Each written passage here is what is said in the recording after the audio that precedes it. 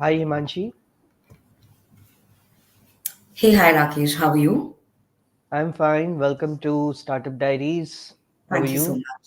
Thank you. Great. Himanshi, let's start with an introduction of about you and how did you start your startup? Hi everyone. My name is Hemanshi Shah. I'm the founder of a company called Solesco. We're a content marketing agency that specifically caters in the finance and fintech space. We've been in the market for about 1.5 year now.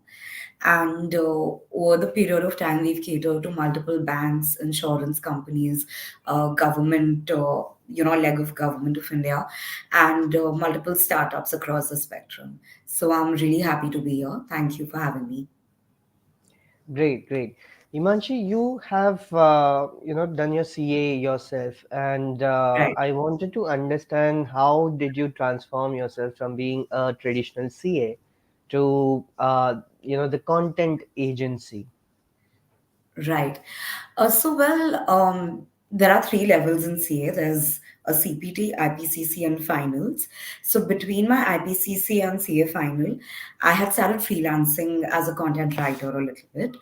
And this was not only in the finance stream, it was across the spectrums. I was writing for travel, B2C business, like retail business, clothing, etc. So multiple different legs.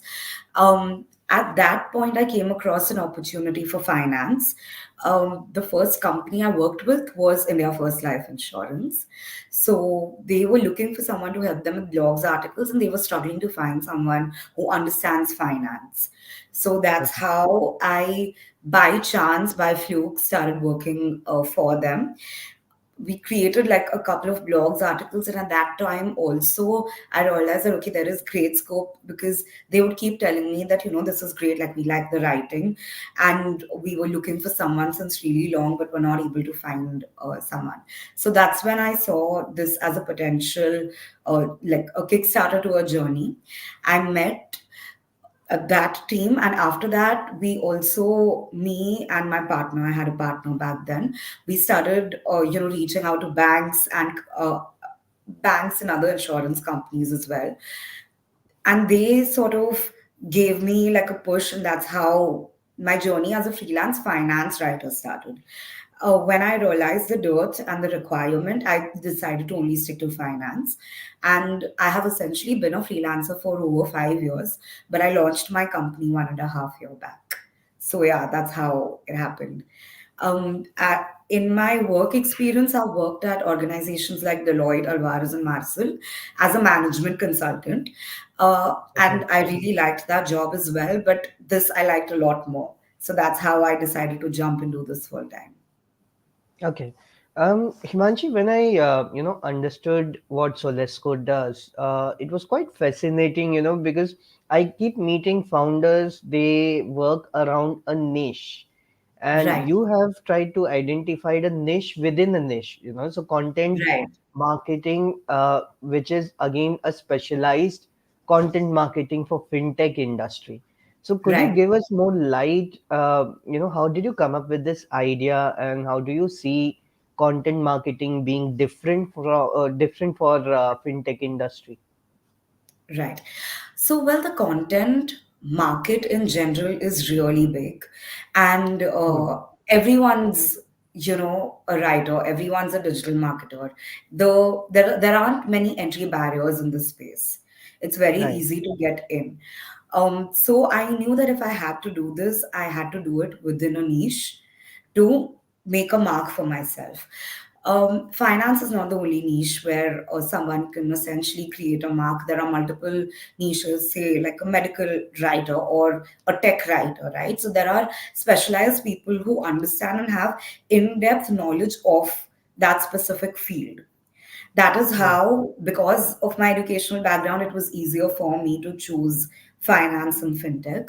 And of course, there are multiple AI tools, etc., available right now.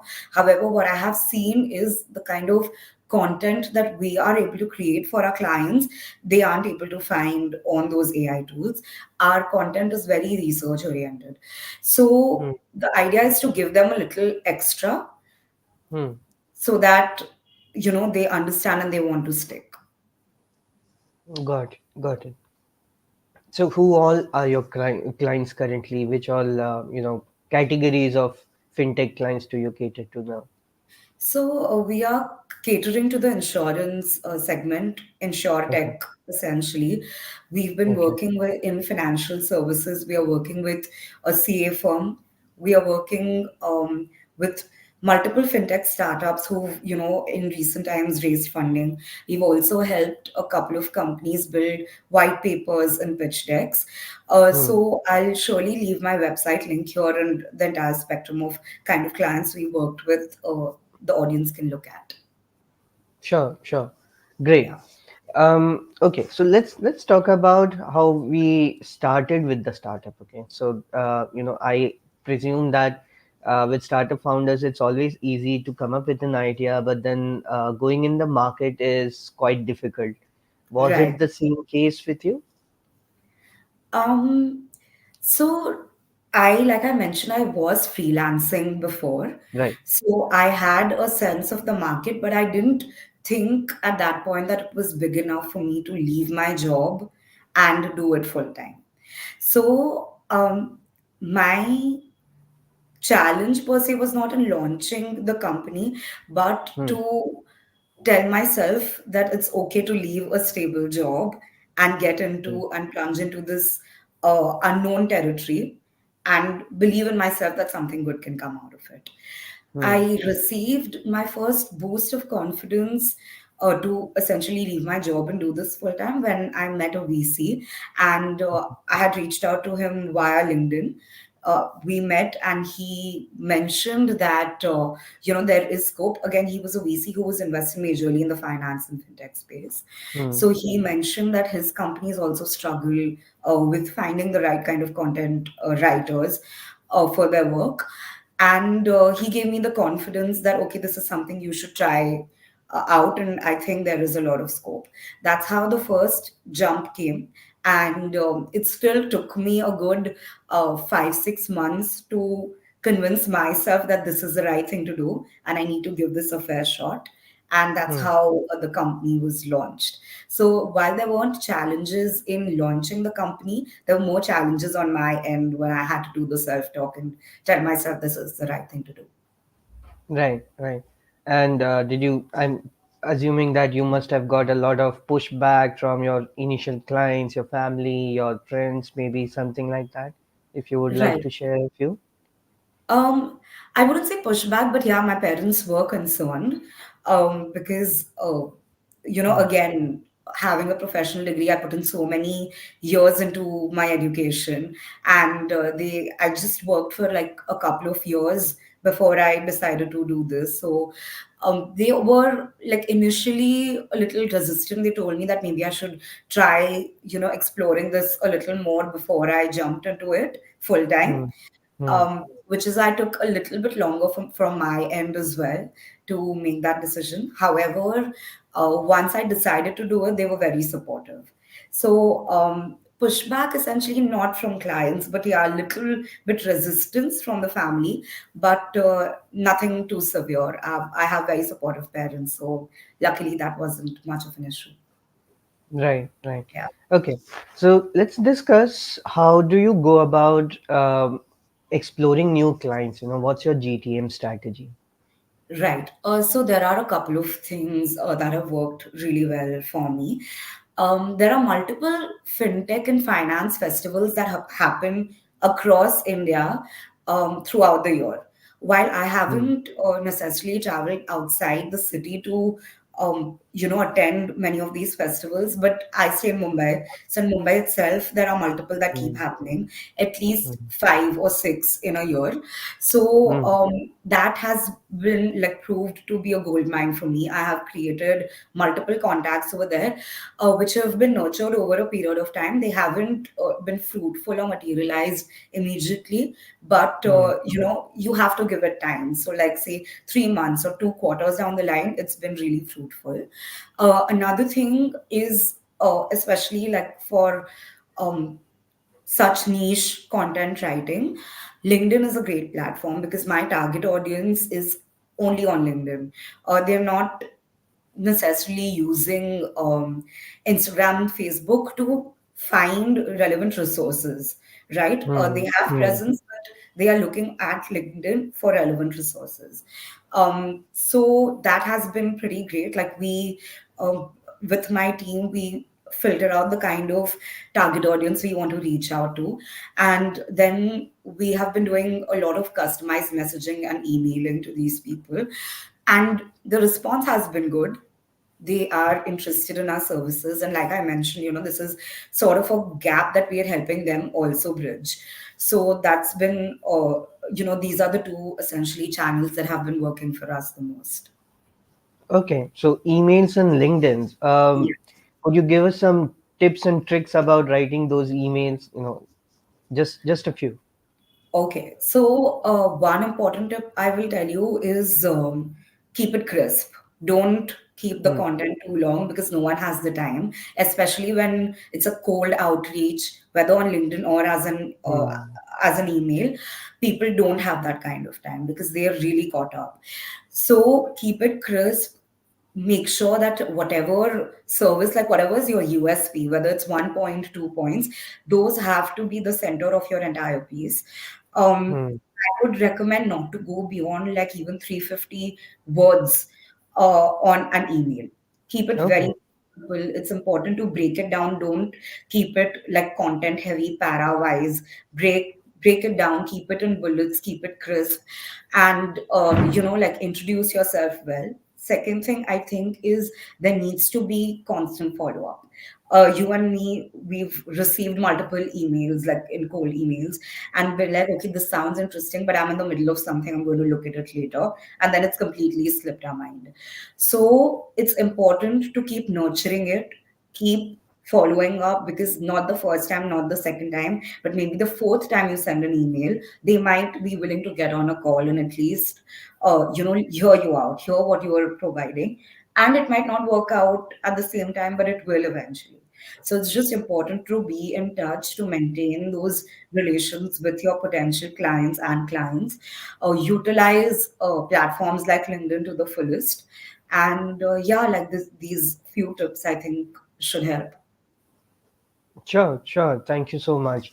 Um, so Himanshi, tell us, you as a content agency creator, you said that you do the sales and you do marketing for your company as well. Right. But I'm sure that you work with a team, right? Do you Yes. have a co-founder, or do you have freelancers? Do you work more with on-roll people, or do you work more with freelancers? Right. So I'm the only founder of the company.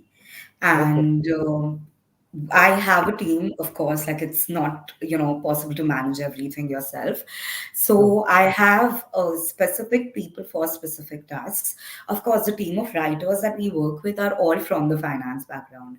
There are other CAs, CFAs, Hmm. MBAs in finance, which is why we're able to provide the core niche and the quality that we're able to provide to our clients. They're all Hmm. people who are very well versed with everything they essentially write about. So yes, so that's a separate. There is a team of writers. From then I have a separate team for sales. I have a couple of people who are only helping doing outreach. They are creating relevant content for the same, like whether it's emails or cold messages, because we like to personalize it before we send it to our clients. So we're doing a quick audit of the kind of content that they've already been doing, or Hmm. Hmm. scope of improvement, whether it's website or otherwise. So it's just, we do a quick audit and we send an email accordingly. So again, these are people who understand marketing. Then I have a separate person doing like my own LinkedIn management for our company pages.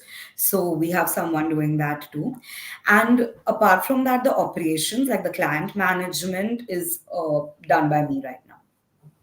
So overall, how many people do you have in your We're team? about 15 people in the team. Uh, Wow. some, yeah, some are in-house and some are freelancers. Okay. Okay. So how do you go about choosing these freelancers, and where do you find such good freelancers? Right. So I think like hiring is a challenge across startups. Yeah. So I will be lying if I say that it's been smooth for us. It's not. um but again, like, um we try to like stick to majorly LinkedIn. What I try to Hmm. do is, if I find someone who can potentially be good for the company, I'm like actively reaching out. It's not only the other way around. Because you also, like, I believe everything at the end of the day comes down to selling, right? Like, you have to sell yourself as a potential company for them to be able to grow too, so Correct. that they're interested. So yeah, that's what we do. Then we get some samples, we see their work, and usually I try to do like a couple of paid sample pieces with them as well before we jump the gun and hire them. Yeah. Okay. And hiring is usually project based, I'm assuming, or No, no, if no. you hire. It's not always project based. So, in fact, like most of the writers, even the freelancers I'm talking about that Hmm. we've been working with them for a long time. So we pay them, like, some of them are on monthly retainers also, and some are on per piece basis. But because our clientele is such that we have like monthly commitments with them as well, so they Hmm. know what Hmm. kind of work is coming their way. Hmm. So while it is like project based in a way, but not really. Right. Right. Yeah. Okay. So, what's the average contract between you and your client? Is it a year or 2 years or maybe less than a year? No, so we have like a minimum commitment of 3 to 6 months. Okay. Yes. So that, then like there's time for both the parties to understand how they are fitting together. This is like at least 3 months is what I call a feeler period. You need to understand the client's requirement, and they will understand our style of working. We understand their expectations, etc. So it's easier and once they're comfortable in that period, then they are more than happy to sign up for a longer period. But it's usually 3 to 6 months to begin with. Yeah. You feel that 3 months is good enough because content is usually, that pays you Yes. off at a longer period. Like, you Right. you do the SEO activities and everything, and then you see the results only after 6 months, 9 months. Correct. So essentially, what the kind of work we do is not only related to SEO, or it's not only related to growth in a number of followerships, etc. We're looking to build quality content which can be across thought leadership, it can be PR articles, etc. So we feel that 3 months is a time for them to understand what we are doing. Once they are comfortable with what we provide, only then we should be going ahead. So I don't believe in binding them down for like a year long contract and them also being unhappy with our services, because I'm pretty confident with our service they would be open to signing up for longer. But to impose it that way, I don't think it's right. So we don't do that. Yeah. Got it. Got it. And what all kind of content do you create? Is it only written form, or you guys do the videos, reels, and etc.? We do the entire spectrum. uh, like that's video script creation, recording Okay. the videos, creating videos, everything in that space also. And in writing also, everything. We also do website development, we do Oh, designing. nice. Okay. Yes, so it's like an entire spectrum, but again, we only stick to finance and fintech. We don't intend to explore others at this point in time. Okay. So there's one challenge with the service industry, which is, creating the packages of your services. Was that Right. easy for you, or how did you go about that? No, it's not easy, honestly. Like, also, every client's requirement is very different. Hmm. So it becomes very difficult to kind of have a standardized package for everyone. So while we are looking to like find an efficient way to streamline that, Hmm. we aren't there yet. So we're right now customizing packages for each client as and how they come. Okay. Okay. Yeah, and you're right. Like this is a problem in the service industry, but there are ways to make it efficient while still customizing it, which is what we are trying to do now. Okay. Yeah, Okay. So, Himanshi, let's deep dive into the model of your business a bit. sure. How does your startup create a value, and how does your startup generate revenue? Okay. So, like you correctly mentioned, content is a long time journey, might Yeah. not create revenue per se directly, or we are not going to uh, be able to pinpoint and say that, hey, because of this content, we Hmm. were able to generate, right? So, what we do is, especially if you're creating content on platforms like LinkedIn, etc., there are certain KPIs that we would look at to see, say, the reach or the engagement, etc. That will just give a sense of um, like that just makes us realize how many people are actually watching the content that we are creating, whether that is creating an impact or no, whether that's getting people to know about the product more or no, right? So Okay. that is like the jumping off point. And for most clients that we work, we don't tell them to go into paid marketing because of course things can improve and change from there, but that is going to be something that they should explore, say, 3 to 6 months after consistently posting. Hmm. So after that, paid marketing, of course, has direct results that it can reap. But organically, we try to grow with them for a couple of months before we jump into that. Okay. Right. And how do you see that a client is comfortable with more paid marketing or comfortable more with the SEO activities? So usually when clients come, they know what they want most of the Okay. times. So they come to us with an agenda that, hey, we are looking to, say, start newsletters. So we want you to help us on this. A lot of times they want us, like usually when the content is created, there are four legs to it. There's strategy, then there is Hmm. the actual content creation, then any design element in connection with the same, and after that is the posting. So the clients are usually pretty clear on the things that they want of these four legs, and then we work around that. So the lead is usually taken by them. Okay. Yeah. But what if a client comes to you hypothetically that let's say there Right. is a client who doesn't know what to do with content, okay, he's a Right. techie. So how do you Yes. go about and advising that client? So in this case, like we will see if they have any social media presence. If they do, Hmm. then what is the kind of content that they've been doing? What is the kind of engagement that they've been having? Usually, these are people who've already had an agency in place before, and then they're looking for a switch. So then we try to understand what went wrong with the previous agency. That why don't they want to continue working with them? Once we have an idea about that, then we do like another thorough auditing of their pages and we recommend what things according to us they should be doing. Most of the times clients also come with a budget, they know how much they want to Hmm. spend, and then of the things that we recommend to them, then we look at the budget and then from that we create a specialized package for them. So that's how we usually do. So what's the typical budget for, let's say, 3 months or 6 months? Right.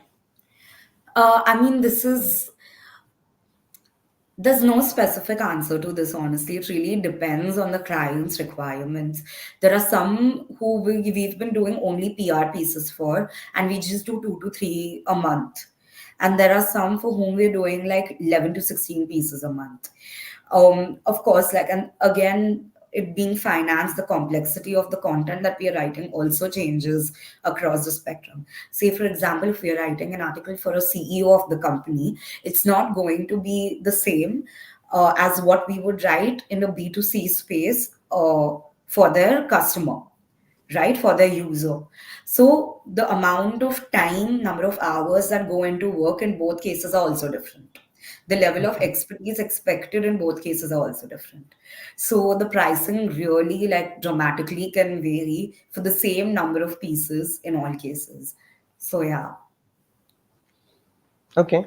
So Himanshi, how do we like if I were to start a content marketing agency, Right. okay, so how do Yeah. I go about this?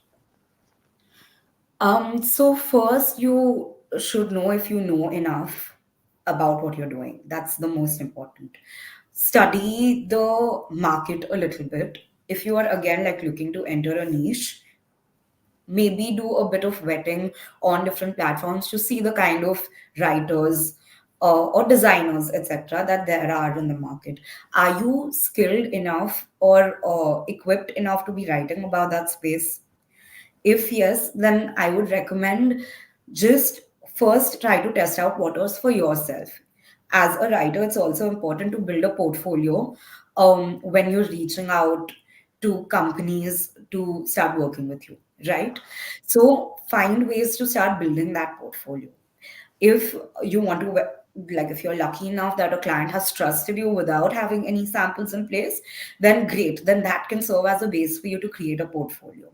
If that is not happening, then you should probably just pick out a few topics that are relevant to the market today in whatever space you are, and draft out, like, content pieces, whether they are blogs or thought leadership. I would recommend to have a good mix of everything, like maybe one to social media pieces, one thought leadership, one blog or article, and also have them in different tonalities. Like if someone wants to look at something that's more friendly with banter, then you should have a piece like that to show to them. Someone wants a very formal, serious tone, you should have a piece to show to them. So create like a small portfolio. Doesn't have to be anything fancy. You can in fact even create a Google Drive link and upload these few pieces on a Google Doc and just use that to circulate it, and then you can start looking for clients. Again, like, LinkedIn is a great platform to kind of start getting some work. Test the waters out, see the kind of response you're getting on the pieces that you've created. If you need to tweak that or if you need to change it, make those changes, start again. So it's a journey. Like, getting the first few clients is difficult. But once you're in the flow of it and you will feel like you've cracked that code to go ahead and find clients, then it becomes a little simpler. Understood. Yeah. My question here would be, why would a client come to only a content marketing company versus a 360-degree marketing company? How do I penetrate this? Okay. So if I'm talking about like the mid-level companies, okay, most of them at least have a small marketing team in place, at least a Hmm. small one. Hmm. So with a client like this, they are probably struggling with something or they are short staffed on something when they go out looking for an external agency, Hmm. right? um in that case, you win. Like, that same with like banks, etc., that we worked with in the past. I'm sure you understand banks have humongous Huge budgets. marketing teams, yes. Yeah. So it's for them, it's not about not finding, or like not finding someone to pay enough to. It's for them, it's not about, I don't have enough money to get this level of expertise. For them, it's a lot more about getting a specialized skill from an external agency. Got it. So that is where you have to kind of start reaching out and understand what's your niche and how you can reach out to the market. And this again happens after you test the waters a little bit. Similarly, like a lot of startups that we work with who've raised funding, they don't have, because they've just recently raised funding, they don't have enough budget to set up an entire team, but they want an external agency to help. So we sort of fall in that umbrella because most of the things that a person, that a company might be looking for, we provide. We are not only sticking to content. We sell ourselves as a content company because that is our USP. The con Because like designing, etc., you can still get, but someone who Hmm. knows finance in depth is not easy to get. That's why we sell Got it. ourselves as a content agency, but we're actually providing all the services. Okay. Okay. I get you that. Cool. That's wonderful. But so again, one more question. Like, Yeah. I want to understand, you as a content marketing agency would go ahead and provide the other value services like social media management and generating the videos and provide good quality videos for them to reach out to the clients and then offer the paid marketing services also, Right. right? But then your core is content marketing and Yes. content creation, right? So Hmm. you start promoting the content creation, and the rest of the values then follow up and creates a whole package and a bunch of value services Right. for your client. Okay, Correct. now I understand. Okay, Yes. that is really great, Himanshi. I mean, that's something that you have correct in a very different manner. I highly appreciate. I thank you for sharing that. Okay. So Himanshi, right now you're completely bootstrapped, I'm assuming. Do you see yourself going forward and raising funds or having investors on board? No, I don't think so. My line of business, again, like because that's a perk of being in a service industry, also, I feel there aren't very big monetary investments that are required to be made. Of course, there are investments, but Hmm. they're not as big as, say, like a goods or an FMCG market or whatever, right? Like, we don't need to do that. So, I think I don't intend to, raise funds anytime soon. Of course, like we like to work with mentors who can help expedite our growth, but we're not looking for money at the moment or in the near future. Yeah. Okay. But I'm sure that after this interview, there will be many founders and investors, or small-time investors or accelerators running after you, because the kind of work that you're creating and the kind of business that you're generating is something unique. And there's, I at least I don't know any such content agency that is working typically for fintech industry or the finance industry. Right. Thank you so much. Uh, my question now would come to be about your work-life balance. Okay. Now, as startup founder myself, I also find it difficult to juggle between my work, my professional life, my social life, and then family. I want to Right. understand how you keep your balance and how you stabilize your mind, basically.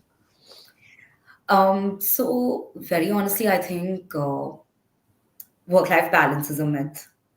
I don't believe in the fact that if you're really trying to do something very valuable or like work wise or anything, right? Like if you're dedicating yourself to something, you cannot be looking at the hours if you Hmm. want to get Right. there.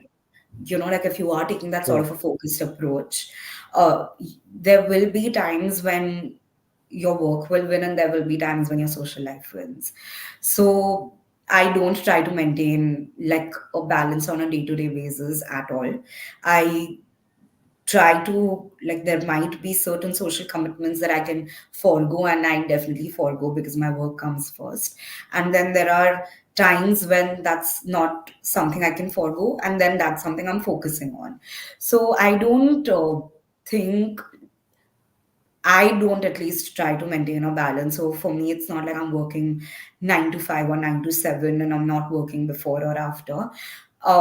And it's just worked for me. I feel that I'm able to give my business my all when I'm not trying to find that balance. During the day, I sure would take out some time to do things that I like outside of work, but Hmm. it's not dictated by a timeline or timetable rather. It just, Hmm. I mean, there Hmm. are, I'm good working more. I really don't mind. Yeah. Wow, wow. Gen Zs, this is a good message for you, and I'm sure that I will receive a lot of pushback from you guys and trolling from you guys that today Himanshi has said work-life balance is a myth. But I'm sure that Himanshi, you're quite passionate about your work, and in a way, you have realized that your work itself is a meditation for you. Right. Don't you feel that? Absolutely. I think like I feel most fulfilled when I know that I have created some value in that specific day for my work and for myself. So, yes, you're absolutely right. I think I'm going to use that. Work is my meditation. That is true. Sure. No, I can definitely make it out from Yes. our conversation. And Yeah. I genuinely feel like this is the case with most passionate startup founders. Like they Yeah. don't mind going that extra mile and pushing themselves. So I don't think it's like a generational thing. Also, it transcends generations. It's about how much you want to do and how you want to do it. That's Hmm. about, yeah. Hmm. Okay. Okay. Cool. So Himanshi, how do you forecast your future? How do you forecast your self? Like, do you see yourself, your business going in next 2 years, 3 years time? So currently we're focused on just growing, like our startup's also relatively new. We are looking to try our best to capture the market as much as possible. And the best way currently to do that is getting the word out. Once the word is out, I know the kind of like relations we can build and create content. So at least in the near future, for the next 2 3 years, it's purely growth in the same space and try to work with as many clients as possible and build a solid team. Okay. Yeah. And do you like keep a target for yourself that okay, this year I need to have 10 more clients, or next year I need to add 20 more clients? So it's not client specific, it's more like hitting revenue numbers for ourselves. Okay.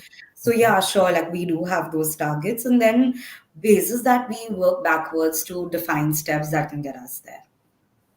Okay. And revenue wise, what's the average revenue that you're making and what's the EBITDA that you're generating?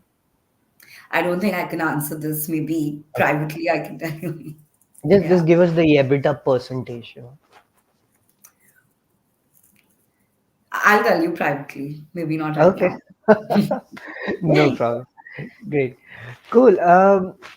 Okay. So one advice that you would like to give the startup founders and something that you have received and you have inculcated in yourself. Um, don't let like the low moments consume you. Just keep going.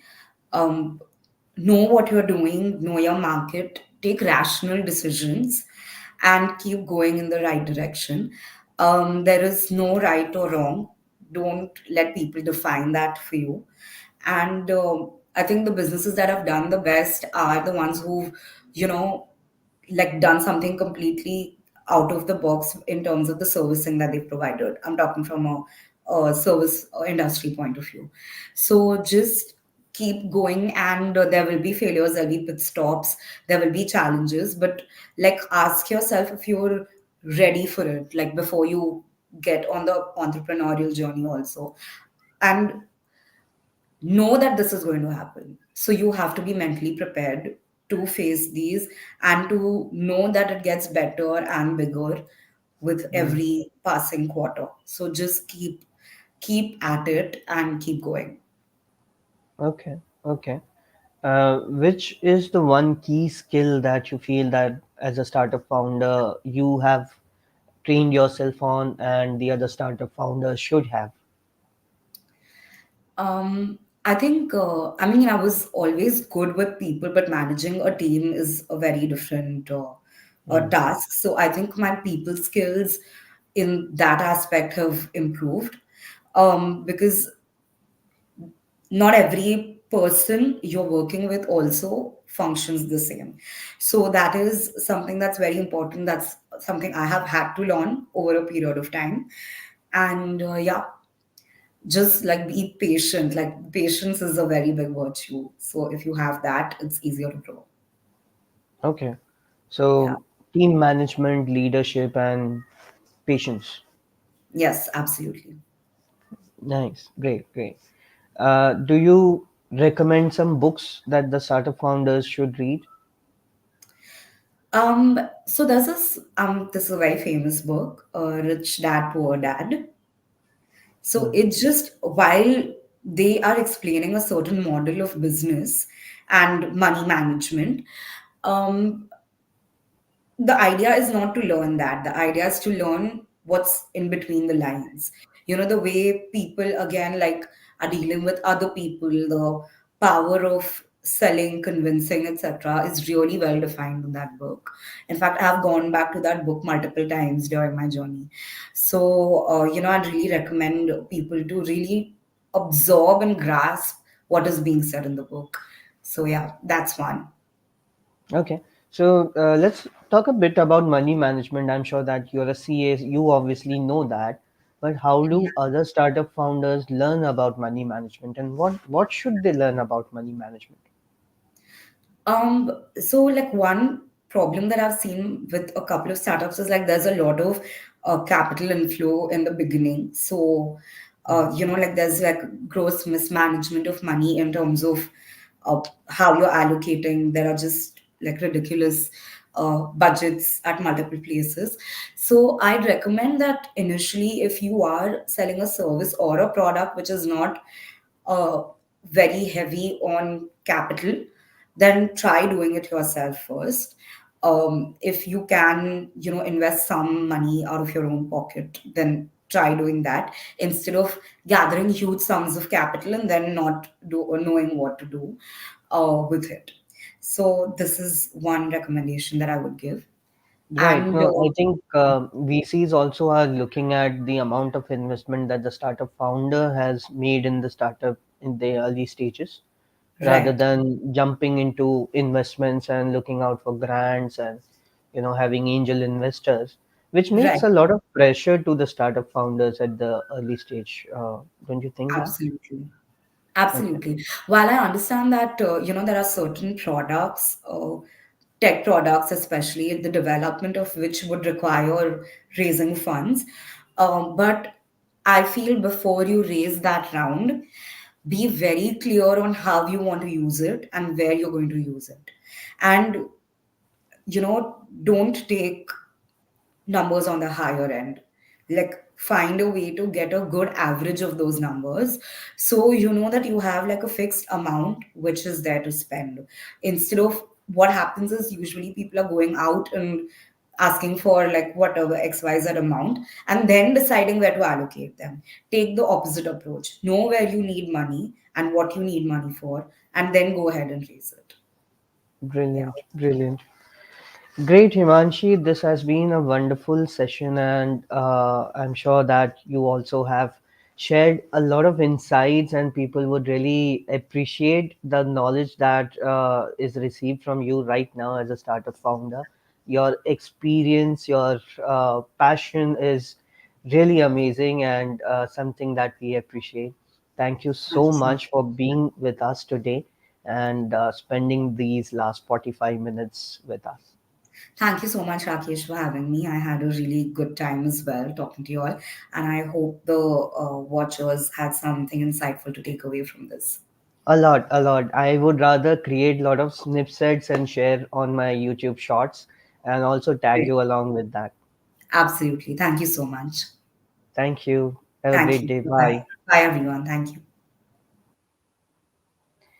Great, guys. So this was Miss Himanshi Shah. Do reach out to her if you are a fintech startup, if you are from finance and you want to create a content related to finance only. I'm sure Himanshi would be very happy to assist you. And if you're a startup and you wish to share your journey with us on our channel Busy Talks, do follow us, subscribe us, and connect with me on LinkedIn. I'd be happy to connect with you soon. Great. Thank you so much. We'll bring another episode another week.